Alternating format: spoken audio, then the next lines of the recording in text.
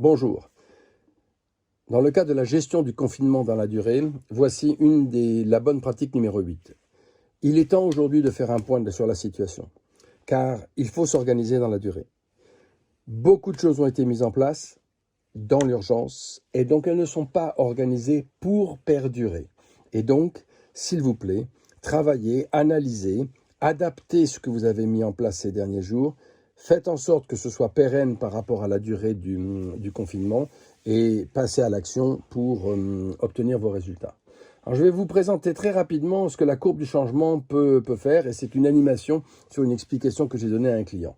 La ligne horizontale nous parle du temps, la ligne verticale nous parle du niveau de performance ou le niveau d'énergie que l'on peut avoir par rapport à ce temps. Et la courbe du changement, grosso modo, a cette forme-là.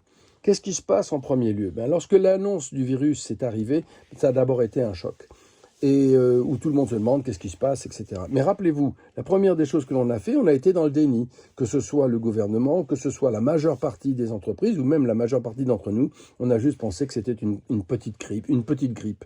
Et en fait, on est rentré dans une phase de frustration, où les gens se sont dit, je commence à faire ce que je veux, moi ça ne m'applique pas, les gens sont partis, d'accord, pour aller vivre. Résultat des courses, on se retrouve dans une phase de peur. Cette phase de peur s'est passée il y a maintenant quelques jours, et où on se demande vraiment ce que l'on peut faire.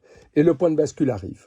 Ce point de bascule est très important parce que on rentre plus ou moins à différents moments selon les personnes dans cette situation d'acceptance. Et l'acceptance fait que je vais m'organiser. Et aujourd'hui, il ne faut pas qu'on s'organise par rapport à quelque chose d'exceptionnel, mais qu'il faut qu'on s'organise parce qu'on va avoir besoin de temps pour gérer ce confinement. Et suite à cette organisation, on va mettre en place des actions pour rechercher des opportunités de solutions, parce que ce que l'on va chercher à faire, c'est à minimiser l'impact de la crise et maximiser nos opportunités, parce que c'est comme ça que l'on s'en sortira. Le point de bascule, c'est le moment où après avoir regardé le passé, on commence à se tourner vers l'avenir, vers le futur, et on cherche à trouver des solutions qui seront elles aussi pérennes dans le temps, et peut-être pérennes aussi pour notre avenir. L'important aujourd'hui, c'est de changer de mentalité.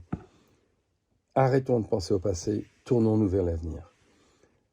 La crise, elle est encore là, le confinement se prolonge, certaines sociétés sont encore à l'arrêt. La reprise économique se fait, certaines activités reprennent tout doucement et beaucoup d'entreprises progressivement pourront reprendre avant de se retrouver dans cette troisième phase qui sera cette phase de reprise.